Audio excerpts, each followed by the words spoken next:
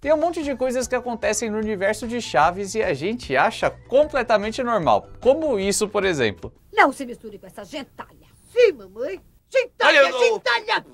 Só que às vezes acontecem algumas outras coisas que me causam um certo estranhamento. A gente fala, isso aqui é um pouco ousado demais. E eu acho que eu não tô sozinho nessa. Será que você concorda comigo? Então pegue a sua TV para ver o mar, que é mais ou menos desse tamanho aqui, e vem com a gente.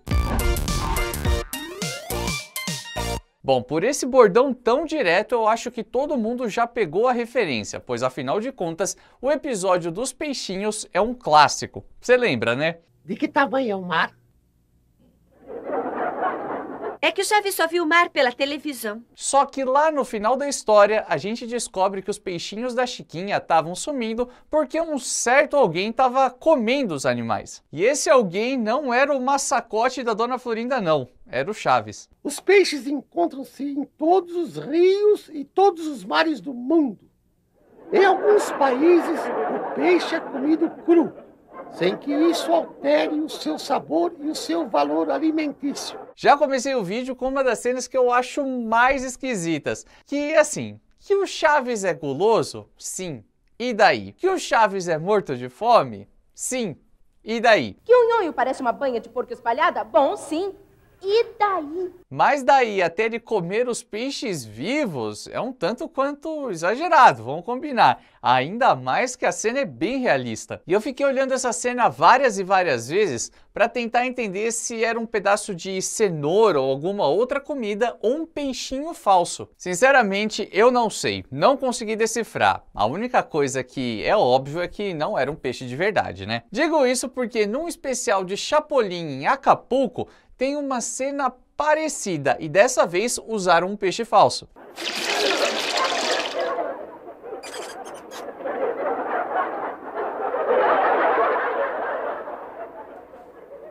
O Chaves não tinha muitos pudores na hora de comer, isso é fato, tanto é que ele até comia umas coisas meio sujas. No episódio do pezinho de carambolas, o Kiko fica criando uma baita tentação no garoto e, pô, é muita sacanagem, tadinho. Não, quero meu algodãozinho doce, hein? E vai me dar? Se você quiser. Não, primeiro você disse vai me dar. Não. Primeiro me disse você quer. Sim. Comprar. Só que ele se vinga de um jeito maravilhoso. Isso está uma delícia.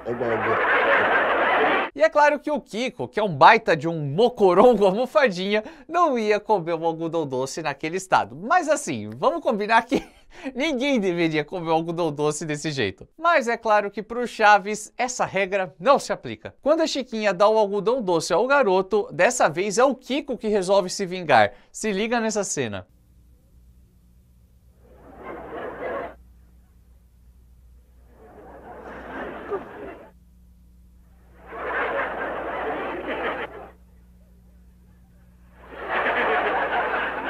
Cara, comer algodão doce com terra, por mais que ele tenha virado palito, eu tenho certeza que pelo menos um pouquinho de terra ele tenha comido, porque, na boa, o algodão doce fica muito sujo. O Chaves é doido. Você está louco? Outra vez o sabugo de milho. E ele também sempre leva as coisas bem a ferro e fogo. Um trocadilho maroto com o próximo episódio que eu vou comentar aqui, que é os insetos do Chaves. O Seu Madruga vai passar roupa e a Chiquinha, que tá com um pirulito, pede pro Chaves ligar o ferro na tomada. E... Experimenta. Sim.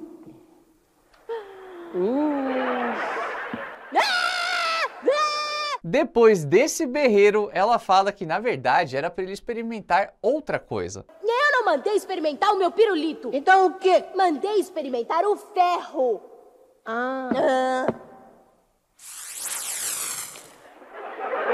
Sério, ainda mais com esse efeito de tss, desse jeito que o pessoal colocou, dá uma agonia, dá uma aflição. E assim, eu vou reforçar o óbvio, não façam isso em casa, não sejam Kiko. Pois assim espero. E sobre coisas estranhas que o Chaves comeu, dá pra fazer uma parte 2, 3, até a parte 80 desse vídeo, então vamos mudar o foco um pouco. Os efeitos especiais e as trilhas sonoras do seriado têm um papel fundamental pra gente conseguir imergir na história. Olha, imergir?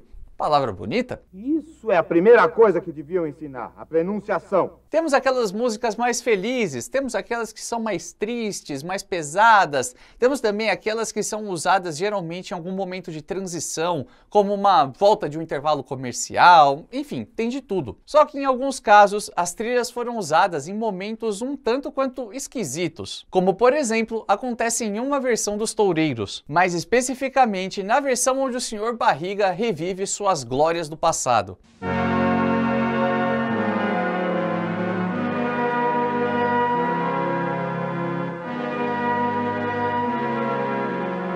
Vamos lá, duas coisas. Primeiro de tudo, Sr. Barriga como toureiro é um pouco esquisito, mas não sei se é esquisito por causa dele ou porque nos acostumamos com outro toureiro. Isso digo eu, que fui toureiro. O senhor foi toureiro? Claro, e por que não? E dos bons?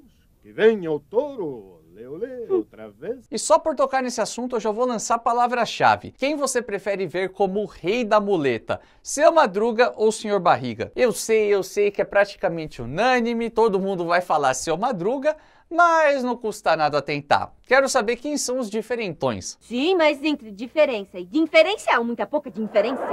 E falando em diferente, essa trilha super triste com essa cena do Sr. Barriga toureiro, só sou eu ou ficou um pouco esquisito? Parece que não casou muito. Digo isso porque nos acostumamos a ver esse som muito pesado e muito carregado em momentos muito mais tristes, como esse aqui.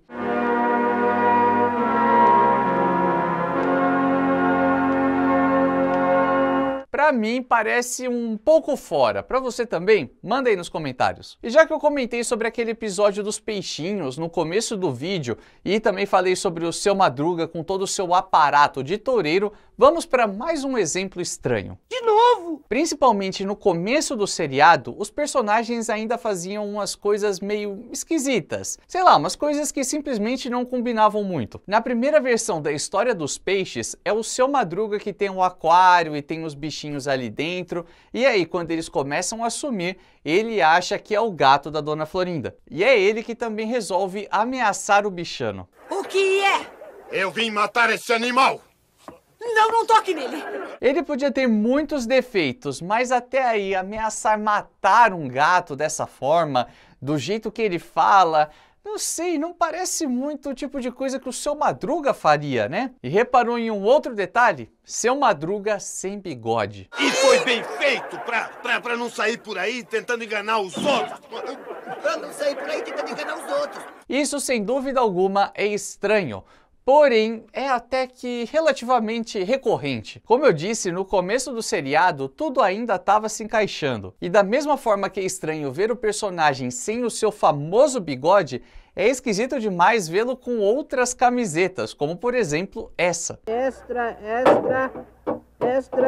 Este remédio é muito gostoso, filhinha. O que eu quero dizer é que nós temos que fazer favores às outras pessoas. Essa última que mostrei é a cena onde o Chaves lá no final é levado por vários balões. E inclusive explicamos como o pessoal fez esse truque de gravação na época. Se você não viu, o link tá aqui no card e tem vários outros exemplos bem legais. Mas caso você nem se lembre da cena que eu tô falando, é essa. Fique com o troco, hein?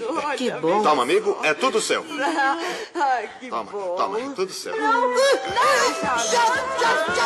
Pare e pense um pouquinho comigo. O Seu Madruga nunca tem dinheiro pra nada. Ele sempre tá devendo, ele não tem um tostão, ele sempre fica dando calote no Sr. Barriga e não paga nunca o aluguel, ou quase nunca. Então, de onde ele tiraria tanto dinheiro de forma repentina pra comprar vários balões e pro Chaves? Não acredito. É uma atitude muito bonita, porém um tanto quanto esquisita. Eu já comentei que nesse comecinho do seriado nós tínhamos outros figurinos, os personagens tinham algumas atitudes que não combinavam muito com eles, e eu tenho que dizer uma coisa. A diferença do Kiko desse comecinho de Chaves para aquele personagem Kiko que nós amamos é gritante. De todos os personagens dessa fase inicial, para mim, o Kiko é o que causa o maior estranhamento.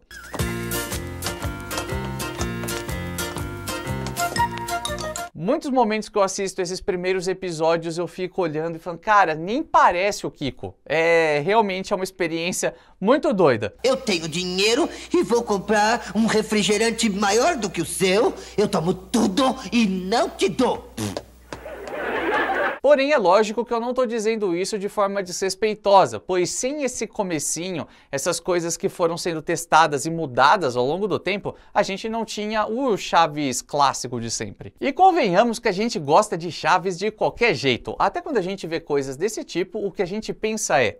não importa. Já a mamãe querida do Tesouro da Vila se consolidou como uma mulher que sempre andava com bobs nos cabelos, né? Aliás, se tornou uma coisa tão popular que todo mundo que vê uma mulher usando bobs já pensa automaticamente na Dona Florinda. Então, o quanto é esquisito ver essa icônica personagem sem esses elementos. O que foi? O que te fizeram de... Pegou o meu triciclo, mamãe. Ai, mas sim, senhor.